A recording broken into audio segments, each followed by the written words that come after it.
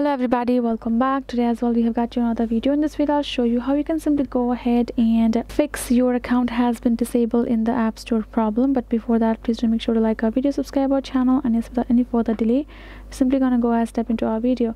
For that matter, what you have to do is simply gonna go ahead first, access your particular settings app in your mobile phone, and then you're gonna tap on your Apple ID on top. And the first method you can do is you can simply go ahead and change your password.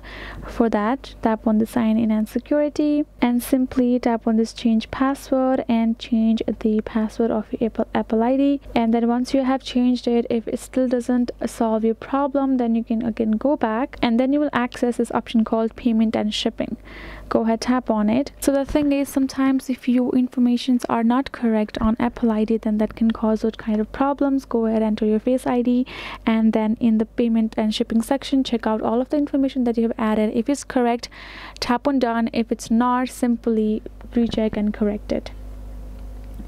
Right, and then you're gonna go ahead, check out if there are any in the media and purchase section, if there are any purchases that are undone, that you haven't paid for them, go ahead, pay for them, settle all the unpaid charges. Simply go ahead, sign out of your Apple ID and again sign in, and after you have done all of the methods, it will simply solve your problem just like that.